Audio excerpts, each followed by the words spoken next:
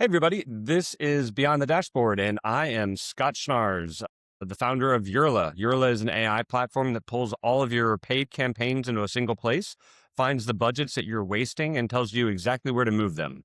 In each episode, I get to talk to marketers who are out there actually doing the work, and they share what's working, what maybe isn't working for them, and what they might do differently. If you like this content and it provides some value for you, would love it if you would subscribe or share it with a colleague. And with all of that out of the way, let's jump right into this. If you have spent any time over the last decade or so running LinkedIn ads, you've probably gone out and you've Googled something like, why is LinkedIn so expensive in their advertising? And there is a decent chance that one of AJ Wilcox's articles was the very first result that you got there. AJ is the founder and the founder and CEO of B2 Linked. They're the only LinkedIn certified ad agency on the planet. His team has managed over $200 million in LinkedIn ad spend, including 5 of LinkedIn's top 10 spending accounts. He also hosts the LinkedIn Ad Show. He writes a weekly newsletter to over 17,000 subscribers, and he was just named the number 3 most influential PPC expert in the world. Let's go. He's been doing this since 2011, before most of us even knew that what LinkedIn was good for anything other than just throwing a resume out there. AJ, welcome to Beyond the Dashboard. It's great to have you here. Thank you very, very much. Scott, the honor is all mine. Thank you for having me. I love you. to just spill my geekiness and love for LinkedIn ads. Let's do it. So you've been running LinkedIn ads now for 15 years, right? And this is like back when people didn't even really know what LinkedIn was. Maybe they were uploading a resume, but they didn't really use it for social selling. They didn't really use it as a social network at all. You took a bet really early on. Why was that? What did you see that the rest of us just weren't simply seeing at that point? Yeah, what I found was, I was an SEO guy and a Google Ads guy early on in my career. And I went to a B2B SaaS company to, have those skills and to use them. This company ended up going public. I was the first digital marketing guy there. And on my first day, I'm talking to the CMO and I'm laying out the strategies that I want to share. And she goes, "Oh yeah, all that sounds great. But by the way, we just started a pilot using LinkedIn ads. So see what you can do." And I didn't want to look stupid to my new boss. So I saluted and said, "Yes, ma'am, I'm jumping in." And within about 2 weeks, the sales team came up and started saying, "Hey, AJ, we're fighting over your LinkedIn leads. Keep it up." Wow. And I was like, "Oh, there's something more here." And so even being like an SEO guy primarily and kind of a Google Ads guy secondarily, over time, I just kept seeing that the sales team kept saying the LinkedIn leads are worth way more to us. Let's keep investing. And I ended up growing that to become LinkedIn's largest spending ads account and eventually giving away SEO to an agency, giving away Google Ads to an agency where I was just 100% focused on LinkedIn. Okay. Because LinkedIn was a better platform than Google. It's not because it was smoother. It wasn't. It had so many more bugs. It still does. But what was so cool is I fell in love with the results. The fact that LinkedIn is the only platform that at scale, you can make sure you're targeting exactly the right people, creating the highest quality leads. That's what I fell in love with. That's fantastic. Back then, were the ads as expensive as they are now? Like the LinkedIn ads are so expensive. You've written a whole paper about it. You're known for saying they're expensive, and you've built this whole career about pushing back on the cost associated with it. When people say that they're too expensive, are they just simply missing that this is while it's expensive, it's a cheap way to get pipeline, or what are they missing there? Yeah, I think what it really comes down to is, yes, when you compare top line cost per click, cost per 1,000 impressions across all the different platforms, LinkedIn is more expensive and it probably always will be. When I very first started, LinkedIn clicks were $2, which sounds great right now, but yeah, no kidding. We were paying $1 per click on Google and we were paying a fraction of a cent on Meta at the time. So, come to today, we're paying $10 to $16 per click for LinkedIn. Still sounds expensive compared to Meta paying $4 to $5. Sometimes Google, people are paying $50 to $100 per click. So, Google, depending on the niche, can be much more expensive or less. But yeah, LinkedIn's always been more expensive and I think it always will be. But I think what people are missing is the fact that when we are targeting the exact right people, it's our ICP. It's those who are much more likely to become deals and high quality deals. Yes, we're willing to pay more to reach those people than we are for a cheap spray and pray. Yeah. And that's what LinkedIn's been so good at is, yes, cost per lead is probably going to look 3 to 4 times more expensive upfront, but when you get further down the sales cycle and you start seeing what's my cost per SQL, cost per proposal, cost per closed deal, that's all of a sudden when LinkedIn starts to look really good, because you're throwing out 90% of your meta leads because they're not the right people, but you don't have to throw away any on LinkedIn. And you had mentioned your sales team was fighting over those leads. Is that something when you first started working with LinkedIn and the cost per click was $2 and everything else was $1 that you saw and you went, okay, this is great because these leads are actually going through the funnel. They're not just tire kickers coming in from Google or Meta, and therefore you were able to justify it. Yes. And the sales team, they would be so excited to see a lead come from a CEO of a 500-person company versus like, CEO of a 1-person company that we were getting from Google, or Meta, we were just getting like Joe Schmo off the street. Yeah, so, exactly. Yeah. How many meetings did you have to go into with your boss to say, look, like, trust me on the $2 versus the $1 versus the couple of cents per click. Like, trust me on this because you can see here the pipeline that we're generating is actually good pipeline that's moving through the funnel. Luckily I had a really good boss who really understood the numbers. And she held me to, I'd never been held to down funnel metrics before. It was always the top of funnel. And I would have to have those kinds of conversations to convince them like this is worth going after. But luckily I was too stupid to ask, and she pushed me right to the stuff that mattered. And I'll always be grateful for her in my career. Oh, that's terrific. Always good to have a good boss and a good mentor, somebody that can help out with that. Totally. Today you're out there, you're managing some of the largest spenders on LinkedIn. When a campaign isn't performing as well as you would like, what's the first thing that you look at there? And how often is that problem the ad versus something else that's missing in terms of how your clients go about measuring success there? Half the time I would say it has to do to how you're bidding. And these are like the geeky things you can do in the platform, like making sure you're bidding the right amount, you're bidding the right way so you're not overpaying. But the other half really comes down to the offer. Are you showing a get a demo ad to a cold audience? I understand why that's not going to work. Someone's going to say, well, why would I spend 30 minutes, 45 minutes talking to a sales rep before I actually feel like I already know, like, and trust you? But if you're showing them something that's stage appropriate for where they're at, a cold audience getting something that's really engaging, then warmer audiences getting things like deeper content, and then finally your hottest audience is getting invited for a demo, then all of a sudden it starts making a lot of sense. Yeah. And when you're sitting down with your clients, like, because I would imagine that a lot of clients come to you and they say, hey, AJ, like, we think this LinkedIn thing is going to get legs one of these days. Like, we should invest in it. I think it's catching on. Are you coaching them to say, okay, well, go back and say, all right, let's figure out what exactly every stage of your funnel looks like so that we can go target appropriately there, versus them just saying, here's some money, go do a big ad spend for me? How does that process look? Yeah, I do an inverted funnel to begin with. Start with, like, let's just see what your cold audiences do with an invite to demo, because if they will do it, cool, our job's kind of done. But most of the time, and then we'll end up, if that doesn't work, we'll end up like backing it up, putting something before asking for that. And then we'll eventually build that into a 3-stage funnel. And so what we're finding is, what is the fewest number of touches that you need with this audience before they'll start to raise their hand and say, yes, I want to talk to someone, do a demo, have a sales call. So that's the process I follow. And it tends to be the most efficient, because sometimes you will find that audiences only need 2 touches or only need 1. And then you can save the money from having to push people through 3 stages. Are your clients coming into you looking for a specific benchmark, right? Like, oh, I want this like a click-through rate to be X, and that's what we consider good. How do you think about benchmarks, and how do you approach your clients when they come to you with like, hey, I just have this one thing in mind that I want to go after, or the opposite? Hey, AJ, like, we want to track 900 different things here. How do you talk them off of either of those 2 ledges? I think when someone comes in with some sort of a goal or a benchmark they want to hit, I'm always going to look at it through my lens. For instance, if it's a click-through rate or a cost per click, when you look at LinkedIn's dashboard, they report these metrics to you, but their definition of what a click is changes significantly by the objective that they chose. And so I have to look at it and say, all right, if you want to beat a 1% click-through rate, that's really easy. We just run it in the engagement objective, and you're going to have a 5% click-through rate, and cool, goal solved. But that doesn't actually solve your real problem. So I'll usually try to level set with them and say, okay, your goal, I understand it. We can hit that. Let me show you a better way to set a benchmark and set a goal that we're actually going to lead towards your sales objectives and not just like a vanity kind of metric. Yeah.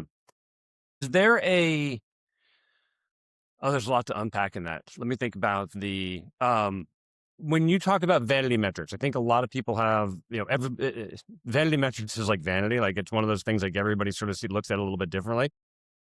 When you're thinking about vanity metrics for your clients and trying to coach them away from that, what are the ones that they're leaning on versus the ones that you think really have value behind them? The one that always gets me is followers on LinkedIn. So Okay. your Yeah. company page followers, a lot of people will say our main competitor has more followers than we do. What can we do here? On one hand, yes. Like if you show an ad or any ad that you launch from LinkedIn, it's going to show your company page followers. And if you're less than like 1,000 followers, chances are people are going to be holding back from engaging with your ads because they're like, well, I don't know if this company has been around long enough. They may not be enterprise enough for us. And so that can hold you back. But once you're over a certain amount, what do followers do on LinkedIn?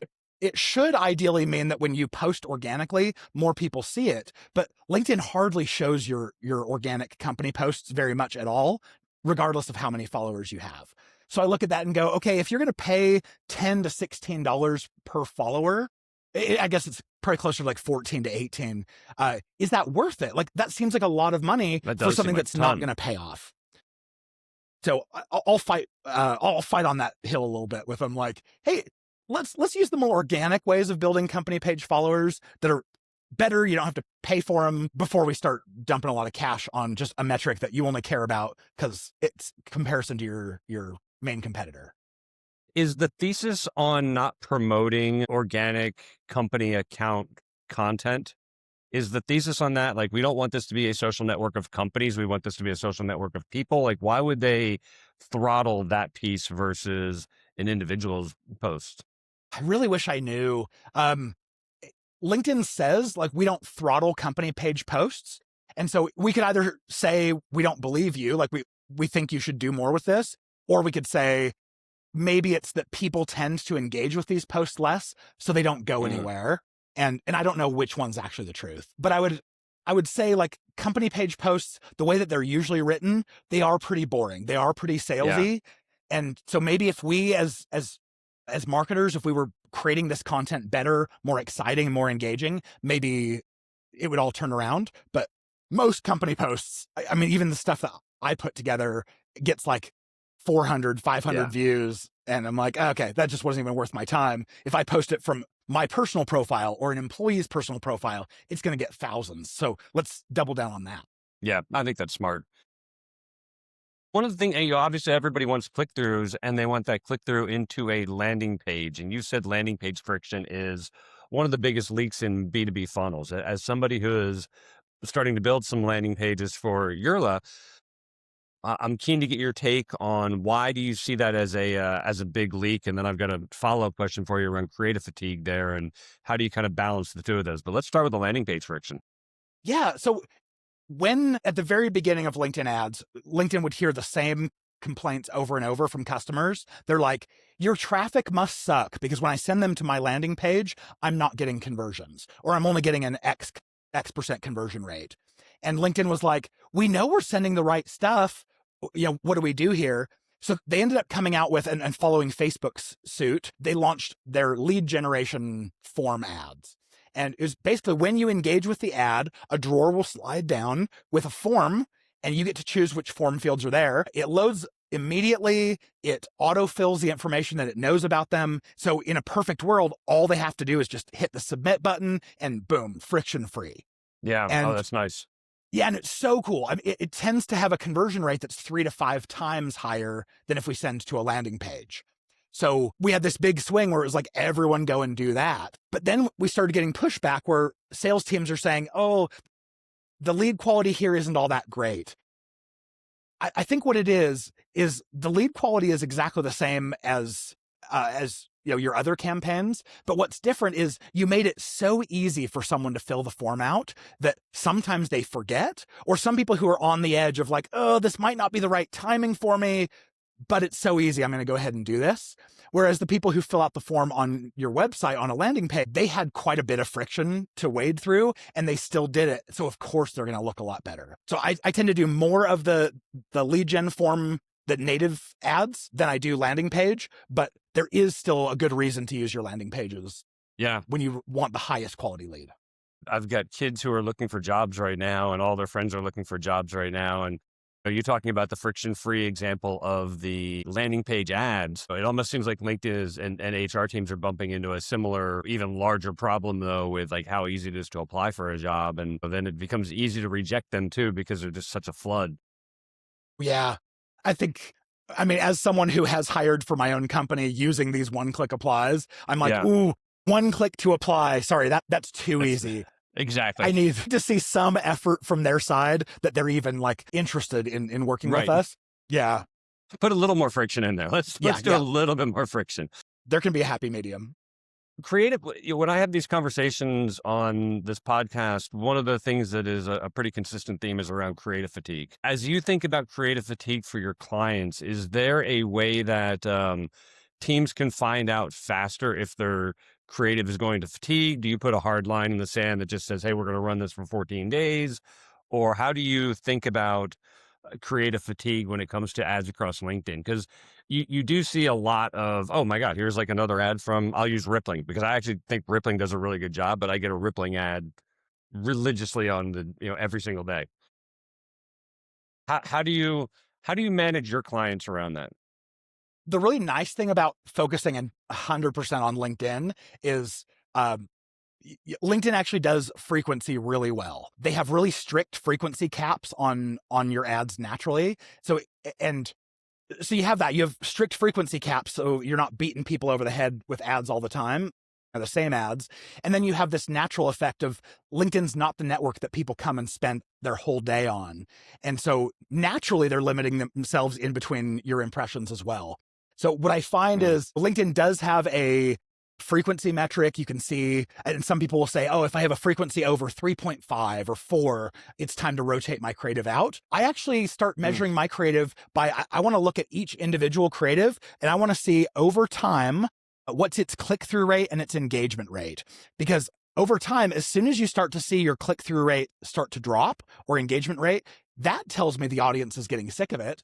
And when you pair that with your frequency number, it doesn't always equate to a specific number of frequency. So what I've found is it's usually about every 30 days. It's worth switching out creative to keep from beating people over the head with the same thing. Yeah. And then as far as that creative goes, let's think about it from a competitive standpoint. Like LinkedIn has the ad library and everybody knows it exists. And I don't know if anybody necessarily uses it particularly well. You probably have some opinions on things that you've seen that are really, really good and things that maybe are missing a little bit there. So I would love to get your take on the smartest things that you've seen teams do with competitive ad intelligence, and maybe what are some areas where people are missing out? Yeah. Well, first of all, there's not a whole lot you can do with the ad library. You can, of course, see what people are running, but LinkedIn have stripped out all the clues as to like how well that creative actually is performing. So I would say I would hesitate before you go out, look at your competitors' ads and say, ooh, let's do what they're doing. Because you don't know. Those might be the worst performing ads that you're trying to copy. Who knows? Instead, I would use them for just understanding what are the pain points that they're hitting on. Can we make sure that our prop is stronger, our unique sales approach and proposition, that like use that as a way that you can make sure that your messaging is strong, not let me see what I can copy. When you're looking at competitors of your clients, when you're looking at their ads, what is it that you're trying to learn beyond just, oh, hey, here's like the messaging that they're using. Is it working? Like, are you looking for targeting signals? Is there any kind of like hierarchy that you can dig out of there? How do you think about that? And by the way, is competitive intelligence even something that your clients are leaning on you for? Yeah, we do. I would say not quite as often, just because the capabilities aren't super strong around competitive intelligence. But what I'm looking for is I want to understand, does the competitor have something that we don't? Are they speaking to an audience we're not targeting? Do they have a feature that beats us some way that we need to make sure that we can point out how we're different? So use it for segmentation, use it to understand, are they taking advantage of ad formats that maybe we're not using? Those can all be good signals too. But yeah, for the most part, I think if you're making sure that your program is really strong, and especially if they're working with us, because we know what works and what doesn't on LinkedIn, we can get ahead of Yeah. competitors really quickly. What about for AI ads? And this is like an area where I think a lot about competition. Everybody's racing right now to use AI to do their creative and to figure out their whole ad campaign. When you have everybody using the same models and the same modes to build out these campaigns and build out their creative, is there a fear that you're hearing from your clients that it's all going to consolidate and everybody's going to be more or less saying the same thing? I don't hear that fear as much, but I think that is the Okay. direction that we could end up going. What I'm finding is the pendulum is swinging so far the direction towards marketers saying, I want to use AI to automate my job. And we see this big pushback from the public of people saying, well, if I can tell it's AI, I know you didn't care enough about Right. me to craft something for me.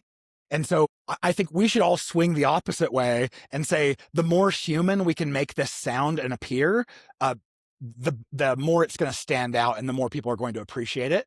So I'm great with AI. I absolutely love the idea of using it, but let's use it for things that are back end, help us Yes. be more efficient, less for the stuff that people are actually going to consume. Yeah, that's said so well that they like use it for the back end, use it to help things. I hate when people use it for creative because it just, it comes across and even as good as it is, you still see the person with six fingers or you still see the weird text and all of that stuff in the creative. And you can just go like, oh yeah, I can tell. It just looks lazy. It does. Interesting.